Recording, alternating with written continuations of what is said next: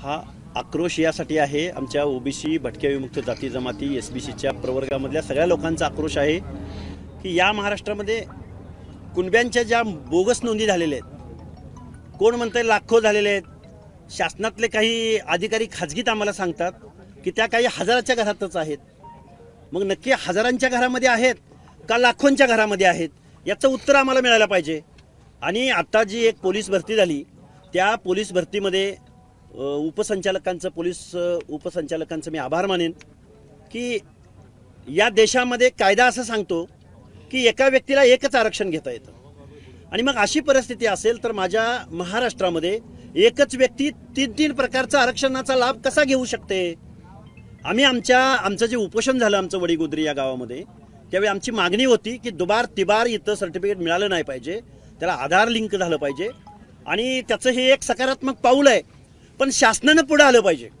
आज या महाराष्ट्रामध्ये समांतर आरक्षणाच्या माध्यमातून इथं हजारो जागा आज इथं ढापल्या जात आहेत, चोरल्या जात आहेत, वेटीज ठेवल्या जात आहेत, आणि ते मायबाप सरकारच्या माध्यमातून ठेवल्या जात आहेत। याचं उत्तर आम्हाला सरकारकडून पाहिजे। मनोज जरांगे असं म्हणाले आता तुमच्या या आंदोलनावर की हे सगळं भुजबळ घडून आणतायत आणि तुम्ही भुजबळांच्या सांगण्यावरून हे सगळं करताय। मग मनोज जरांगे पाटील यांना हे कुणाच्या सांगण्यावरनं करतायत, याचं उत्तर आम्हाला महाराष्ट्रातल्या सगळ्या लोकांना हवंय, आणि आम्ही हक्क आणि अधिकाराची लढाई लढतोय। आणि भुजबळ साहेबांना जर सांगायचंच असेल तर आम्हीच का त्यांना सापडलो, हा पण एक प्रश्न आहे ना। आम्ही हक्क आणि अधिकार या चळवळीमध्ये लढणारे, अनेक वर्ष लढणारे कार्यकर्ते आहोत। आमचे मित्र वाघमारे साहेब असतील किंवा आम्ही आमचं आत्मप्रौढी किंवा हे सांगायचं आहे इथं वेळ नाही, पण आम्ही या ओबीसीचा आवाज बनण्याचा प्रयत्न करतोय। आम्ही कुठल्या आमदार खासदाराची पोरं नाही आहोत, त्यामुळं त्यांनी हा भ्रम काढून टाकावा। लोकशाहीमध्ये आम्ही या 50 ते 60% दरम्यान लोकसंख्या असलेल्या लोकांचा आवाज या शासन दरबारी पोहोचवण्याचा प्रयत्न करतोय। पण ते म्हणतात की वाघमारे किंवा हक्के हे माझे शत्रू नाही आहेत, धनगर माझा शत्रू नाही आहे, परंतु यांना भुजबळांनी पेटून दिलेले दंगली घडवण्यासाठी, म्हणजे तुमच्या आंदोलनाच्या मार्फत दंगली घडवण्याचा गंभीर आरोप त्यांनी।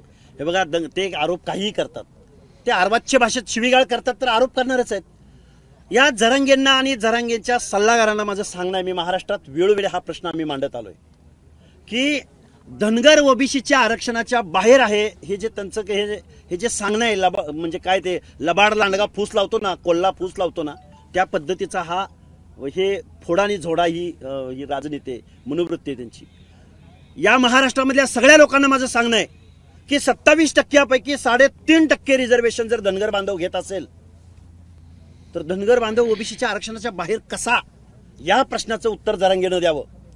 आणि धनगर बांधवांना माझी कळकळीची विनंती आहे, बाबांनो, आपली पोरं शिक्षण नोकऱ्यासाठी आता त्या प्रोसेसमध्ये आहेत, हे आरक्षण सोडायचं आहे का? आणि या गावगाड्यामधल्या महाराष्ट्रामधल्या जर आपण लोकांनी जर पुढे येऊन हे आंदोलन उभं नाही केलं, जर आपण ह्या 18 पगड जातीच्या प्रश्नाचा आवाज नाही बनलो, तर गावगाड्यामधला सुट्टा जो मायक्रो ओबीसी आहे त्या ओबीसीचं आरक्षण कसं टिकेल? त्यामुळे जरांगे, तुम्ही आमच्यात फूट पाडण्याचा उद्योग बंद करा। तुम्ही काय उठसूट भुजबळ साहेबांच्या नावानं आमच्यावर आरोप करता? आम्हाला कळत नाहीये का? आम्हाला कायदा कानून माहित नाही का? आम्हाला या महाराष्ट्रामध्ये 400-450 जाती या ओबीसी मध्ये येतात, याची आम्हाला जाणीव नाही। त्यामुळे असले काहीतरी फालतूगिरी करण्याचा जरांगेंनी उद्योग बंद करावा। तुमचं आंदोलन आहे, तुम्ही सुरू ठेवावं तुमचं आंदोलन, आणि बेकायदेशीरित्या आंदोलन आहे आता या पोलीस भरतीमधून कळालेलं आहे महाराष्ट्राला। हे बघा, आंदोलन मागण्या करण्याचा प्रत्येकाला अधिकार आहे, पण बेकायदेशीर मागणी जी संविधानामध्ये नाही, जी कायद्यामध्ये नाही, जी होऊच शकणार नाही, यांचा पॉलिटिकल अजेंडा आहे जरांगेंचा। आरक्षण, गरजवंतांचा लढा वगैरे हे सोडून द्या सगळं, हे फक्त पॉलिटिकली स्क्रिप्टवरती काम करतात, काही नेत्यांच्या आदेशावरती काम करतात। बाबा, भाषण करताना तुम्ही बोलला की सरकार आमच्या पाठीत खंजीर मारण्याची शक्यता आहे, ही भीती का वाटते? आता आजपर्यंत आम्ही गेल्या अनेक दिवसापासून जसं जरांगे उपोषणाला बसल्याच्या नंतर रेड कार्पेट टाकून तिथं मंत्रिमंडळ लोटांगण घालत त्यांच्याकडे येऊन त्यांच्या मागण्या पूर्ण करण्यासाठी प्रयत्न करण्याचं काम आजपर्यंत झालंय। त्यांनी मागायचं आणि राज्य सरकारने त्यांच्या घोषणा करायची, अशी परिस्थिती आजपर्यंत झाली.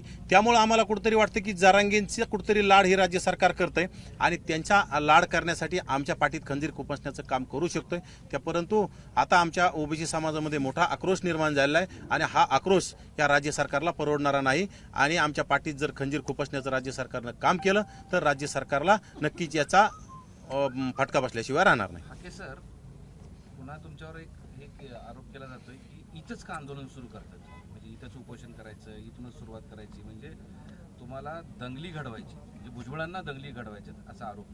दंगल घडवणं नाही, प्रश्नाचं ते हो. की इथूनच का सुरुवात. हो, हे बघा, मी मगाशी माझ्या मनोगतामध्येही सांगितलंय की देशामधला पहिला मंडल स्तंभ या माझ्या अंबड तालुक्यामध्ये, आणि ओबीसी आणि मंडल आयोग अंमलबजावणीचे जेवढे लढे, बॅक हिस्ट्री काढा, जालना जिल्ह्यामध्ये मंडल आयोग अंमलबजावणीसाठी मोठेच्या मोठे लाखोंच्या सभा या जालना शहरामध्ये झालेल्या आहेत.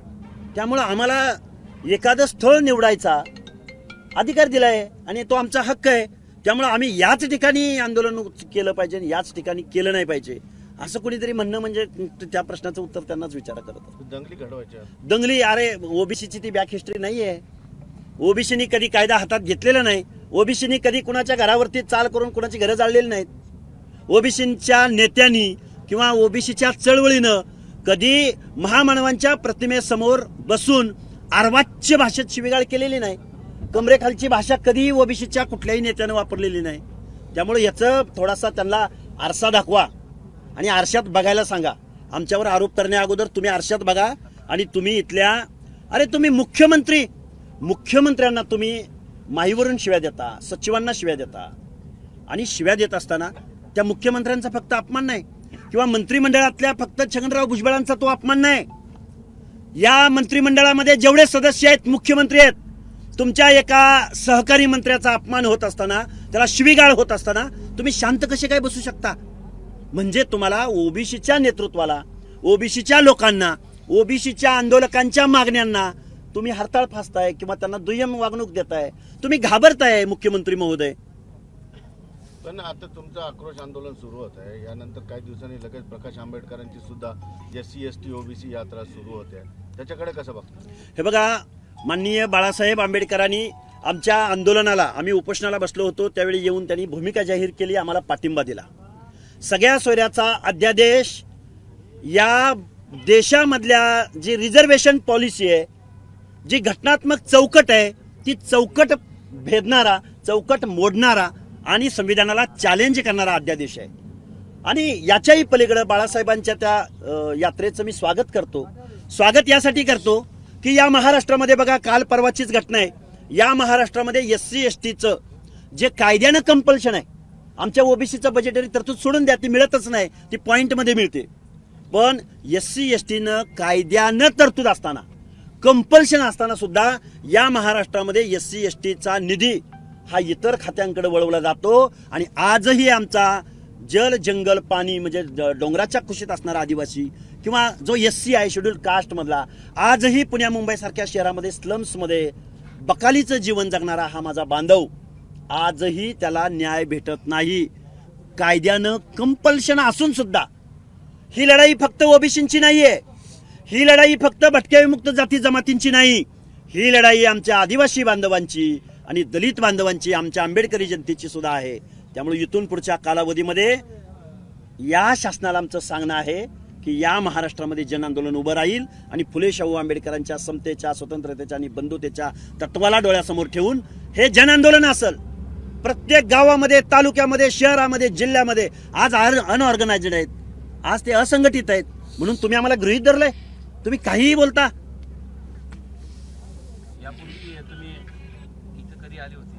यापूर्वी मी जवळजवळ माझी ही 4थी ते 5वी वेळ आहे, कारण मी चळवळीतला कार्यकर्ता होतो. स्टेट बॅकवर्ड कमिशनचा मेंबर झाल्यानंतर सगळ्यात पहिल्यांदा मी या मंडल स्तंभाला अभिवादन करायला आलो होतो. मी त्याचे फुटेज, तारीख, वेळ सुद्धा देऊ शकतो.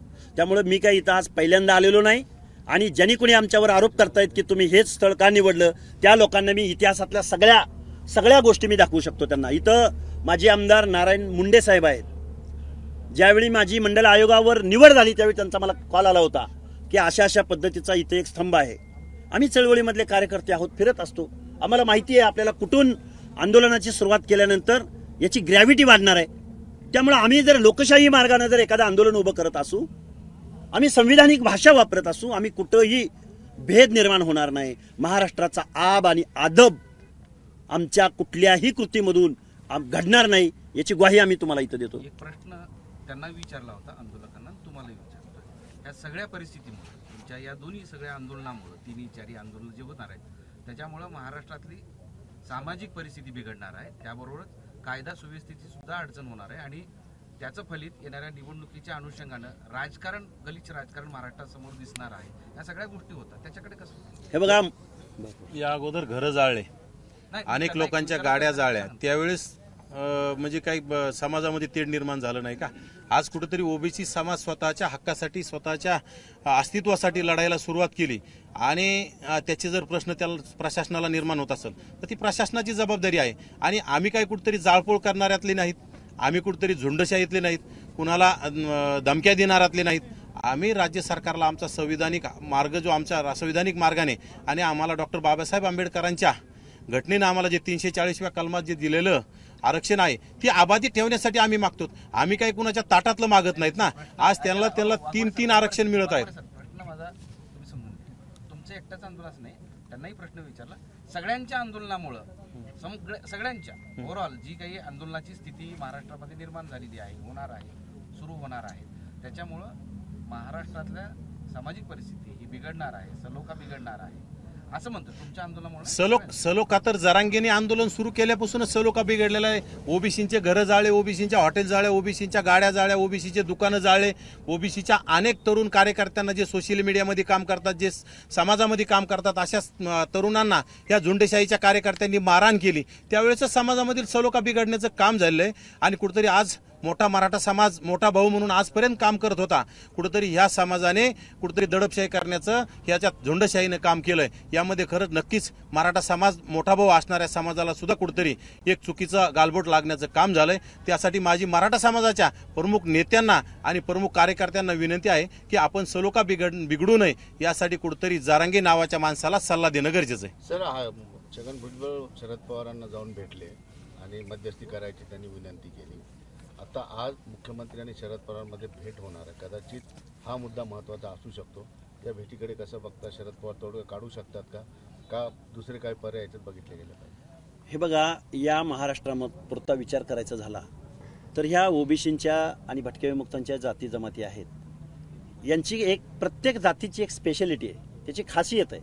आणि त्या ज्या मागासवर्गीयांच्या ज्या संविधानात्मक पॅरामीटर्समध्ये बसतात त्यांना हे रिझर्वेशन दिलं गेलंय. आणि आर्थिक कारणासाठी जर तुम्ही मागासांच्या यादीत टाकणार असाल, खरं तर ही भूमिका प्रत्येक पक्षाच्या प्रमुखानं राजकारणाच्या पलीकडे जाऊन हे मागासवर्गीयांचं आरक्षण आहे, ज्यांच्या बाबतीमध्ये हजारो वर्ष सोशली डिस्क्रिमिनेशन झालंय, त्या ॲडिक्वेट रिप्रेझेंटेशन, त्यांचं प्रतिनिधित्व पाहिजे. प्रतिनिधित्वासाठी आरक्षण पॉलिसी आहे. कुणी सांगितलं या लोकांना की गरिबी हटवण्यासाठी आरक्षण आहे? इथं सोशल वेलफेअर आहे. आणि तुम्हाला सांगायचं म्हणलं, मला खेदानं नमूद करावंसं वाटतं, जोडूनच प्रश्न मी थोडासा तुमच्या सगळ्यांचा वेळ घेतो. काल आम्ही प्रवीण दरेकरांची प्रेस बघितली. त्या प्रेसमध्ये प्रवीण दरेकरांनी सांगितलं की आम्ही 4,500 कोटी रुपयाचं व्याज भरतोय. आणि जरांगे पाटलांना उद्देशून प्रवीण दरेकर बोलत होते की आम्ही एवढ्या योजना पडद्या मागून दिल्या, तुम्हाला काय माहिती आहे? या प्रवीण दरेकरांना आणि महाराष्ट्राच्या मुख्यमंत्र्यांना आमचा सवाल आहे, तुम्ही हजारो कोटी रुपये बिनव्याजी जर आमच्या मराठा बांधवांना देत असाल तर तुम्ही आमच्या ओबीसीच्या कुठल्या आर्थिक विकास महामंडळांना किती निधी दिला, किती व्याज तुम्ही आमच्या ओबीसीच्या महामंडळांचं भरलं, याची श्वेतपत्रिका आमच्या 50 ते 60% ओबीसींना तुमच्याकडून हवी आहे का? तुम्ही कुठल्या अधिकारामध्ये अशा पद्धतीचं तुम्ही सोशल वेलफेअर, तुम्हाला कुणी अधिकार दिला की या 100% महाराष्ट्राच्या जनतेचा निधी तुम्ही एका जातीसाठी देता? या प्रश्नाचं, एका जातीसाठी हा मुख्यमंत्री आहे, एका जातीसाठी हे मंत्रिमंडळ आहे, कुणी अधिकार दिला आणि कुठल्या अधिकारामध्ये तुम्ही एवढं बिनव्याजी कर्ज या कम्युनिटीला दिलं? याचं उत्तर आम्हाला हवंय. कारण आमच्या ओबीसीला आजही या माझ्या महाराष्ट्रामध्ये जिल्ह्याच्या ठिकाणी वसतिगृह भेटत नाही, आजही आमच्या स्कॉलरशिपला पैसे भेटत नाहीत. काल परवा मुलींना मोफत शिक्षण देणारी योजना या सरकारनं जाहीर केली, पण त्या ओबीसी अंतर्गत विजयंतीचा त्याच्यामध्ये उल्लेख नसल्यामुळं आज प्रत्येक शिक्षण संस्थेमध्ये त्या शिक्षण संस्था संचालकांनी त्यांना तुमचा उल्लेख नाही म्हणून त्यांचं ऍडमिशन नाकारलेलं आहे. या प्रश्नाचं उत्तर या शासनानं मला दिलं पाहिजे. शरद पवारांच्या बाबतीत बोलणार आहे. शरद पवारांची मुख्यमंत्र्यांसोबत भेट होणार आहे. शरद पवारांना आधी छगन भुजबळ भेटले आणि मराठा ओबीसी वादामध्ये त्यांनी मध्यस्थी करावी अशी भूमिका केलेली. शरद पवार हा वाद सोडू शकतात. शरद पवारांनी हा वाद सोडवला पाहिजे अशी आम्ही वेळोवेळी तुमच्या माध्यमाद्वारे भूमिका व्यक्त करत आलोय. पण गेल्या 4 दिवसामध्ये शरदचंद्रजी पवारांनी जे जरांगे पाटील भाषा बोलतात की धनगर आणि आम्ही एक भाऊभाऊ आहोत, तीच भाषा शरदचंद्रजी पवारांनी बारामतीमध्ये बोलली की आम्ही मधोजी शिंदे यांच्या एसटीच्या आंदोलनाला पाठिंबा देत आहोत. त्यांचं स्वागत आहे पाठिंब्याबद्दल. 4 पिढ्यांची लढाई आहे. पण ओबीसीच्या आरक्षणावर शरदचंद्रजी पवार मौन बाळगून आहेत. ओबीसी मध्ये फूट पाडण्याचं काम ज्या पद्धतीनं जरांगे करतात त्याच पद्धतीनं शरदचंद्रजी पवार करतात असा माझा आरोप आहे. इथं मध्यस्थी यशस्वी होणार नाही. मध्यस्थी अरे गेली 7-8 महिने या महाराष्ट्रामधलं सामाजिक वातावरण बिघडलंय आणि आमचे पवार साहेब मुख गिळून गप्प बसलेत. आलं पाहिजे पुढं ना, बोललं पाहिजे. बाळासाहेब आंबेडकर पुढे येऊन बोलू शकतात. शरदचंद्रजी पवारांनी पुढे येऊन बोललं पाहिजे. सन्माननीय उद्धव ठाकरे साहेबांनी पुढे येऊन बोललं पाहिजे. काँग्रेसच्या लिडरशिपनं पुढे येऊन बोललं पाहिजे. अरे राजकारण करा ना तुम्ही. तुम्हाला निवडणुकीच्या अगोदर इलेक्शन मोडमध्ये जा ना. पण मागासवर्गीयांचं या समाज व्यवस्थेमधल्या शेवटच्या घटकांना हक्क, अधिकार आणि बजेटरी तरतूद देण्याची तुमची पॉलिसी, यामध्ये तुम्ही फेल आहात. तुम्ही फुले शाहू आंबेडकरांचं नाव घ्यायला आत्ताचे सत्ताधारी, मग ते रुलिंग मधले असतील, विरोधामधले असतील किंवा थर्ड लेवलचे असतील, या सगळ्या लोकांना कुठलाही नैतिक अधिकार नाही. आता तुमची ही यात्रा प्रवास कसा कसा करणार आहे, काय किती दिवसाचा सगळं असेल, याचा समारोप कुठं असेल त्याबद्दल जरा सांगा. आमची यात्रा आज मंडल स्तंभाला अभिवादन करून आम्ही निघलेलो आहोत. यामधून आम्ही बीड जिल्ह्यात जाऊ. बीड जिल्ह्यातून तसंच नगर जिल्ह्याकडे सुद्धा आम्ही जाणार आहोत. चौंडी येथे आमचा उद्या आजचा मुक्काम आमचा बीड जिल्ह्यातील गेवराई तालुक्यातील चकलांबा येथे सभा करून तिथं आमचा मुक्काम राहील.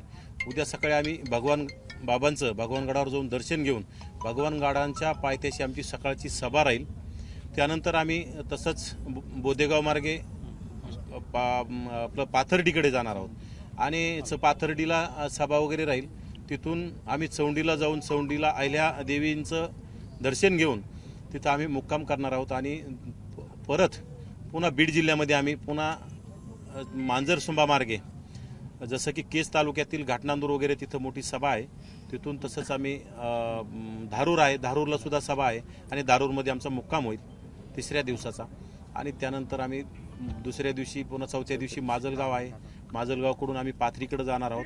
4थ्या दिवसाचा आमचा मुक्काम पाथरीला आहे आणि 5व्या दिवशी आम्ही परभणीपर्यंत जाऊन आमची सभा आणखी पुढचं काही ठरायचं राहिलेलं आहे. कारण की लोकांचं मागणी खूप आहे, पुढं सुद्धा आम्हाला जावं लागणार आहे. परंतु आमच्या काही समन्वयकांनी आणखी जाहीर केलेलं नाही. यामध्ये आम्ही दोघं सुद्धा पुढचा आमचा दौरा आज घोषित करू शकत नाही. मराठे आणि कुणबी एकच आहेत असं जरांगे पाटील म्हणतात. ज्यांना पुरावे पाहिजे त्यांनी अंतरावलीत यावं, याबद्दल आपलं काय? जरांगेंना आम्ही हाके सरांनी आणि आम्ही दोघांनी सुद्धा यापूर्वीच प्रसारमाध्यमांच्या माध्यमातून त्यांना आम्ही आवाहन केलं की आम्ही सर्व एकत्र येऊन बसू आणि त्यांच्याकडे काय पुरावे असतील ते त्यांनी सादर करावे, आमच्याकडे काय पुरावे असतील ते आम्ही सादर करू आणि त्यानंतर जे काय खरं काय आणि खोटं काय आपणा सर्वांना निष्पन्न होईल. एबीपी माझा, उघडा डोळे बघा नीट.